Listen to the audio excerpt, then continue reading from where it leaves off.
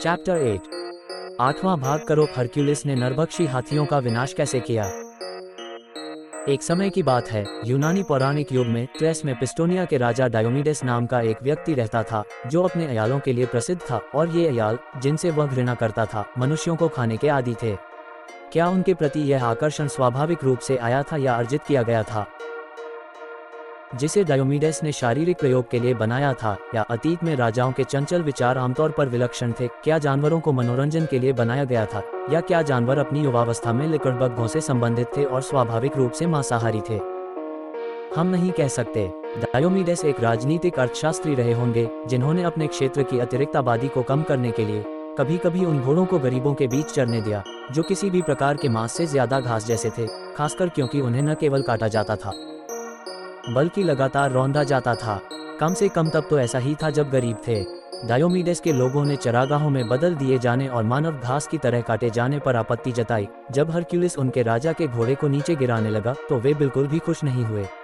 वह इस काम में सफल रहा। उसने घोड़ों को ले जाकर पहले उन्हें उनके स्वामी की लाश पर फेंका और फिर उन्हें माउंट ओलंपस पर छोड़ दिया, जहां अंततः भालुओं ने उन्हें खा लिया। एक बार फिर जब हरक्यूलिस आखिरी बार धरती पर था, तब डायोमीडीज के घोड़ों जैसे राक्षस थे। ये राक्षस स्त्रीलिंग थे। वे एक खास वाहन चलाते थे जिसे फैशन कार कहा जाता था, इसलिए हम उनकी तुलना घोड़ों से कर सकते हैं। उनके नाम थे प्राइड और वैनिटी, यानी उनकी संख्या केवल एक जोड़ी थी और एक भी घोड़ा नहीं। लेकिन उनकी भूख बहुत ज्यादा थी और उनके शिकार अनगिनत थे। हालांकि उन्हें जो अजीब लगा वह ये था कि वे जो खाना खा रहे थे उसके बारे में उन्हें कुछ भी पता नहीं था, न ही उन्हें शक था कि यह साधारण खाना है। यह अजीब स्थिति उनके पूरी तरह से अंधे होने और उनके नथुनों में लगातार धूप बत्ती रहने के कारण उत्पन्न हुई, जिसे कुछ मूर्ति पूजकों ने फैशन के लिए दिया था, जिससे उनकी घ्राण शक्ति मंद हो गई थी। वे स्वाभाविक रूप से बेस्वाद थे। एक साधारण घोड़े के लिए 14 हाथ काफी ऊंचाई होती है, लेकिन ये घोड़े उससे कहीं अधिक ऊंचे थे, और यह निश्चितता के साथ कहा जा सकता है कि उन पर सवार ऊंचे घोड़ों पर सवार थे, क्योंकि घोड़ा तो घोड़ा है, लेकिन प्रस्ताव का विपरीत स्वीकार्य नहीं है। उन्हें धनुष, रिबन और चोटियों से सजाया गया था, और उनके रथ सुनहरे जिंजरब्रेड की तरह थे जो किमिक्रैक से घिरे थे। फैशन खुद एक बक्से में बैठकर इस गाड़ी और जोड़ी को चला रही थी। उसकी भौहों पर ट्यूलिप की माला थी। उसने विभिन्न रंगों की मखमली टोपी पहनी हुई थी, जो आकार में शंक्वाकार थी, रत्नों से जड़ी थी और मोर के पंख से सजी थी। उसके हाथ महंगे कंगन से सजे थे। उसकी उंगलियां अंगूठियों और रत्नों से भरी थीं, और उसका शरीर एक झिलमिलाती साटन की पोशाक से सुशोभित था, जिसमें इंद्रधनुष के सभी रंग झलक रहे थे। कभी कभी वह एक हाथ में अपनी कार की लगाम और दूसरे हाथ में एक दर्पण पकड़े हुए बैठ जाती और अपने चेहरे के प्रतिबिंब को, एकमात्र प्रतिबिंब जिसे देखने में उसे कोई रुचि नहीं थी, प्रशंसा और खुशी के साथ देखती। कभी कभी वह एक पैर के पंजों पर और दूसरे को अपने शरीर से समकोण पर फैलाकर खड़ी हो जाती, ताकि देखने वाले को अपनी सुंदरता का अनुकूल प्रदर्शन कर सके और ये दिखा सके कि वह कितनी सुंदर है। फैशन अपने घोड़ों को जिन जानवरों को खिलाती थी, उनमें युवतियां भी थीं। न केवल जानवरों के बारे में, बल्कि उनकी गुणवत्ता के बारे में भी वह नहीं जानती थी। वह अनजाने में भी उनकी सेवा कर सकती थी, लेकिन अगर वह जानती भी कि वे क्या हैं, तो भी उसे इसकी जरा भी परवाह नहीं थी। वास्तव में वह निर्दयी थी। हम उन युवतियों की बात नहीं कर रहे हैं जिन्हें गर्व और घमंड ने खा लिया, यानी उन खूबसूरत जीवों की जिन्हें उन्होंने खा लिया, बेचारे कारीगरों और मिल मालिकों की। फैशन और उसकी गाड़ी के लिए जाल बनाने के लिए इन बदकिस्मत जीवों को अत्यधिक श्रम से उत्पन्न अपने रक्त को उन बदकिस्मत जानवरों के लिए बलिदान करने के लिए मजबूर होना पड़ा। अगर उन्हें तुरंत खा लिया जाता तो उनका भाग्य कम दुखद होता, लेकिन उन्हें लंबी और धीमी यातनाओं से धीरे धीरे मार दिया गया। कुछ के सिर और दिल में मौत हो गई, कुछ धीरे धीरे क्षय रोग से दम घुटने लगे। इसी तरह कुछ को बंद हवा ने जहर दे दिया, या जटिल दुखों से पीड़ित होकर जल्दी कब्र में चले गए। समाज में फैल रही बुराई के बारे में सोचते हुए हरक्यूलिस को इन बेचारी युवतियों का मामला पता चला। संकटग्रस्त महिलाओं के हिमायती होने का दावा करने वाले सभी सच्चे नायकों की तरह वह फैशन, उसकी कार और उसे खींचने वाले घिनौने जानवरों से क्रोधित हुआ, और फिर उसने पूरी संस्था को ध्वस्त करने का निश्चय किया। उसने तुरंत अपने बाणों और गदा से फैशन की इस मूर्ति को ध्वस्त करना शुरू कर दिया, ताकि वह अपनी पूरी ताकत लगाकर उसे गिरा सके। उसके बालों की पतली चमकीली परत को नोचकर उसने उसे फाड़कर ये दिखाने के लिए उतार दिया कि वह वास्तव में एक मूर्खतापूर्ण टोपी थी। उसने उसके सिर पर एक ऐसा प्रहार किया जिससे सभी सुन सके कि वह कितना खाली और खोखला था। जहां उसका हृदय होना चाहिए था, उसने अपने एक तीखे बाण से दर्शकों को यह विश्वास दिलाया कि उसके पास घाव के प्रति उसकी अधीरता के माध्यम से कुछ भी नहीं है। उसने उसकी सुंदरता के भ्रामक बाहरी लक्षणों को नोच डाला और उनके पीछे छिपी चालों को उजागर किया। इस हिस्से को विकृत करने, उसे निखारने और उसकी जगह दूसरे को लाने के लिए, ताकि सभी देख सके कि वह आंतरिक रूप से कितनी गलत और खोखली थी। उसे और भी प्रभावी ढंग से अपमानित करने के लिए, उसने उसके पुजारियों और मंत्रियों, फिदेल के पुरोहितों पर हमला किया, जो उसकी प्रशंसा और महिमा करते हुए अखबारों में बोलते, गाते और स्तंभ लिखते थे। अंततः फैशनेबल बुद्धिजीवियों का अपमान करने के लिए भी वह उपहास का पात्र बन गया। फिर उसने गर्व और घमंड, जिन पर लगाम नहीं थी, से कहा कि वे बालों को पकड़ें, उनके पंख और कोमल पदार्थ उतार दें और देखें कि वे कितने दयनीय रूप से हरे हैं। इस प्रकार उनका हर तरह से उपहास करने के बाद उसने इन नीच चीजों के शिकार लोगों को यौवन, स्वास्थ्य और सुंदरता देने पर जोर दिया। उन्हें एक निर्दोष महिला की पीड़ा, आंसू, मुरझाते मांस और रक्त का अनुभव करने देने पर। पहले तो उसके शब्द सभ्यता के संवेदनशील भक्तों को मूर्खतापूर्ण लगे, जिनके द्वारा जीवित प्राणियों को अनजाने में गर्माहट दी जाती थी। वे वक्ता को एक असभ्य, क्रूर व्यक्ति समझते थे। एक ऐसा क्रूर व्यक्ति जो अपने कठोर अपमानों से टन की कोमल भावनाओं को आहत करने में आनंद लेता था। लेकिन हरक्यूलिस ने अपनी जादुई गदा की एक लहर से उनकी आंखों के सामने उस भयानक दुख का दृश्य प्रस्तुत कर दिया जो उन्होंने अपनी अज्ञानता के कारण उत्पन्न किया था, और शीघ्र ही कई गालों पर रंग पात्र का वास्तविक गुलाबी रंग लालिमा के साथ मिल गया। फिर उसने बहुत धीरे से अपने जादुई हथियार का प्रयोग उनके कौशल पर किया, और देखो, एक चमत्कार हुआ। बर्फीला कैम्ब्रिक लाल हो गया, गुलाबी साटन किसी बीमार गाल की तरह पीला पड़ गया, चमकदार रेशम उसकी कोमल आंख की तरह धुंधला गया। उनकी नाजुक बुनी हुई नसें भय से कांप उठी, लेकिन जब सुंदर कोर्सेट ने एक भयंकर ज्वर सी चमक के साथ आकार लिया, तो वे भय से जोर से चिल्ला उठे। गदा की एक और फड़फड़ाहट ने परिवर्तन को दूर कर दिया और उनका भय दूर हो गया। लेकिन एक इच्छाशक्ति ने उनके मन पर कब्जा कर लिया और उन्होंने कांपते हुए अभिमान और अहंकार को हरक्यूलिस के हाथों में सौंप दिया, ताकि वह उनकी इच्छानुसार व्यवहार करे। अभिमान और शेखी बघारने के त्याग ने ड्राइंग रूम सोरीज, इतालवी ओपेरा के बक्सों और रीजेंट स्ट्रीट की गर्मियों की दोपहरों की रौनक को काफी हद तक कम कर दिया। बचे हुए पक्षपाती संतों ने इस बदली हुई स्थिति पर गहरी आहें भरी और उन सद्गुणों पर बेहद दयनीय ढंग से विलाप किया जिनमें वे रहे, प्रवास किया और अपना अस्तित्व खो दिया। लेकिन कई लोगों की नज़र में सुंदरता ने रेशम और साटन के मामले में जितना खोया, उससे कहीं ज्यादा अच्छाई और शालीनता के अलंकरणों में हासिल किया। ये पूछा जाता है कि हरक्यूलिस ने अपने अभिमान और शेखी बघारने का क्या किया। कुछ लोग कहते हैं कि उसने उन्हें पेरिस पर छोड़ दिया, जिसने बाद में सामान्य बुद्धि से उन्हें नष्ट कर दिया। लेकिन सबसे आम राय यह है कि उसने उन्हें बृहस्पति को बलिदान कर दिया। चैप्टर 9, 9वां श्रम, हरक्यूलिस ने राजसी महिला को कैसे प्राप्त किया। हिप्पोलिता, अमेजन की रानी, जो बाद में शेक्सपियर के अनुसार एथेंस की डचेस बनी, के पास एक करधनी थी जिसे माज की करधनी कहा जाता था। हिप्पोलिटा और उनकी प्रजा सैन्य और वीरांगना महिलाएं थीं, इसलिए ये करधनी शायद किसी सैनिक की करधनी जैसी रही होगी जब वह इसे पहनती थी, तो महारानी श्रीलिस्टन के मोलफ्लैगन जैसी दिखती होंगी। यूरिस्थियस द्वारा हरक्यूलिस पर लगाया गया 9वां श्रम अपनी बेटी एडमेटा के लिए यह आभूषण प्राप्त करना था। एक खतरनाक काम, क्योंकि अमेजन की हर रानी एक सामान्य जोन ऑफ आर्क या सारागोसा की दासी थी। उन्हें अपने समय में अजेय माना जाता था। फिर भी हरक्यूलिस ने ये करधनी प्राप्त कर ली। इंग्लैंड का शासक, चाहे राजा हो या रानी, प्रशासन के प्रमुख के रूप में एक विशेष करधनी पहनता था। एक राजसी गायक के लिए यह एक बहुत ही दिखावटी बात थी। ये रेशम या साटन का कढ़ाईदार, रत्नजटित और सोने के बकल से बंधा हुआ करधनी नहीं था। नहीं, यह एक साधु द्वारा पहना जाने वाला करधनी था। वास्तव में ये भान से बना था, और ये कहना सही है कि राजा इसे केवल सैद्धांतिक रूप से ही पहनते थे। इसके उपयोग के बारे में चाहे जितने भी मतभेद हों, कोई भी इसे आभूषण नहीं मानता था। हालांकि वास्तव में इसे कोई व्यक्ति शायद ही कभी पहनता था। हालांकि यह अजीब होगा यदि एक ही व्यक्ति इसे एक से अधिक बार न पहने। तब ये करधनी का नहीं, बल्कि हार का काम करता था। इस करधनी को मंगल ग्रह की करधनी भी कहा जाता है, क्योंकि मंगल जल्लादों का देवता था। संक्षेप में, यह एक लगाम थी। हरक्यूलिस, जो दुनिया और घटनाओं को अपने मन से देखता था, एक दिन बकिंघम पैलेस के दरबार में गया। वह पद, प्रसिद्धि और सुंदरता से घिरा हुआ था। वर्दी, आदेश, तारे, क्रॉस, पंख चमक रहे थे, जगमगा रहे थे, फड़फड़ा रहे थे। ये भौहों के चारों ओर जड़े हीरों से भी ज्यादा चमक रहा था।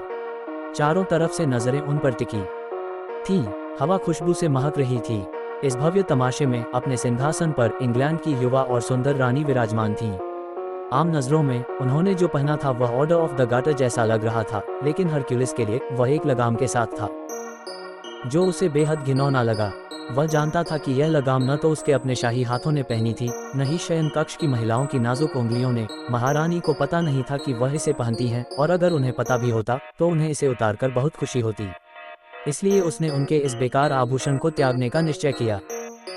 लगाम एक फंदा था जिसे शाही परिषद के एक आदेश द्वारा सजाया गया था।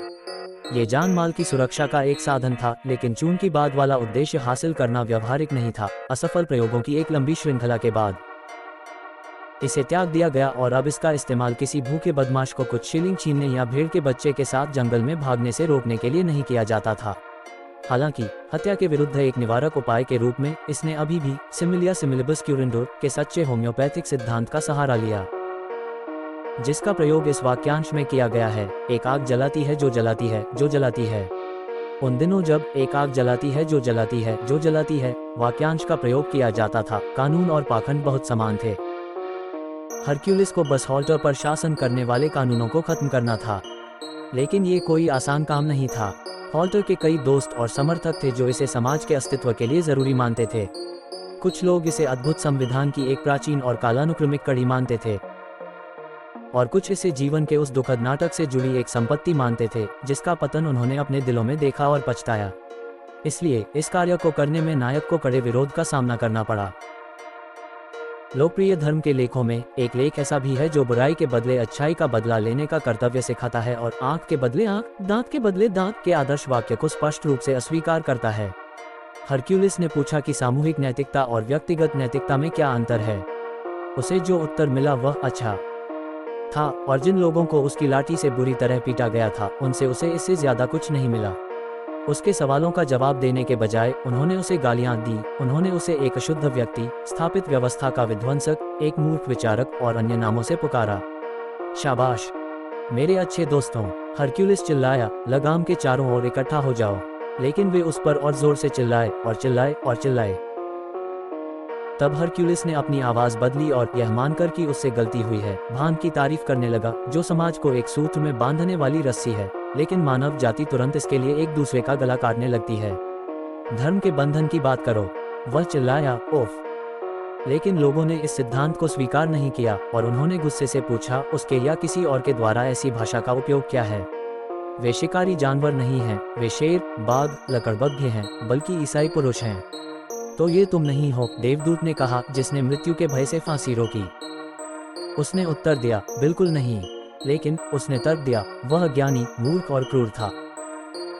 हरक्यूलिस एक भर्ती हवलदार के वेश में एक ड्रम और 5-5 के साथ ग्रेनेडियर मार्च करते हुए आगे बढ़ा।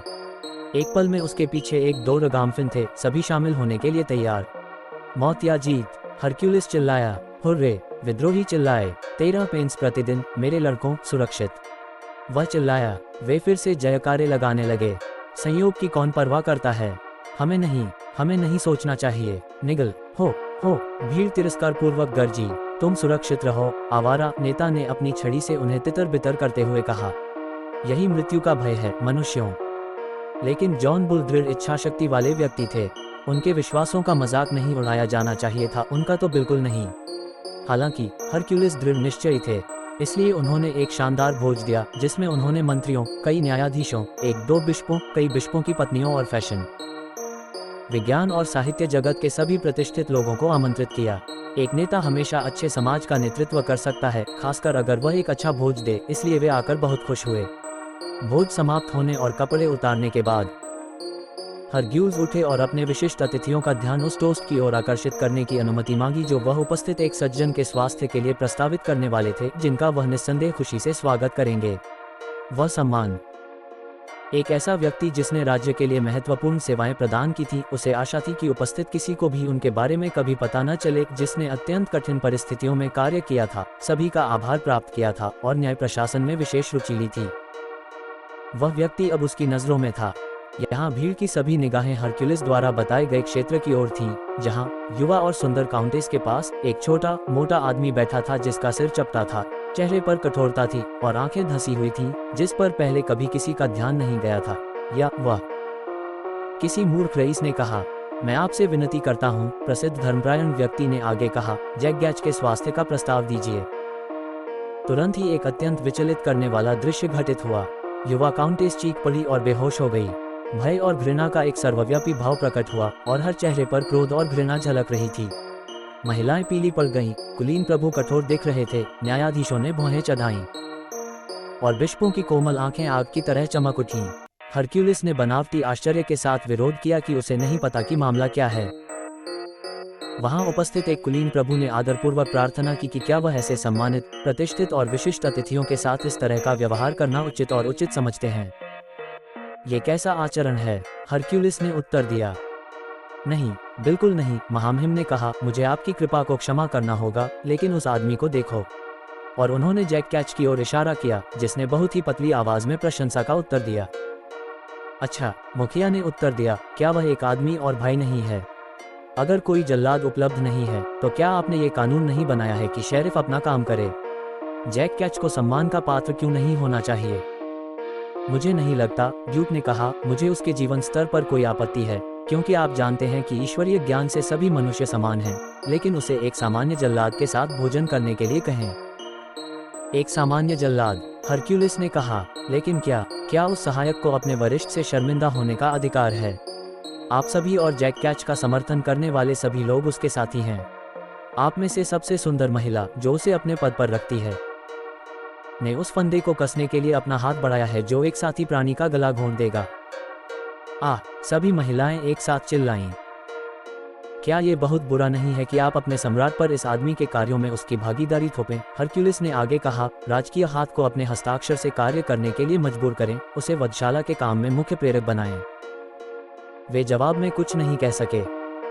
बाहर जाओ, हरक्यूलिस ने जैक कैच से कहा, तुम्हारा सहायक अब हमसे थक गया है। अच्छा, अच्छे लोगों, तुम क्या कहते हो? क्या तुम इस सुंदर, ईसाई रीति से सजे, भान के कर्दनी को शाही घराने से मुक्त करके मुझे सौंपने के लिए सहमत होगे? अब उन्हें हरक्यूलिस के तर्कों की ताकत समझ में आ गई, और कुछ ही समय बाद संसद में एक अधिनियम पारित हुआ जिसमें जैक कैच को उसकी भविष्य की सेवाएं प्रदान करने और लगाम को हमेशा के लिए समाप्त करने का आदेश दिया गया, जिसे मुख्य कार्यकारी अधिकारी ने खुशी खुशी हरक्यूलिस के हाथों में सौंप दिया, जिन्होंने इसे पंच को भेंट किया ताकि जैक कैच की हत्या में वैध हत्या पर अपनी विजय की स्मृति को अमर बनाया जा सके।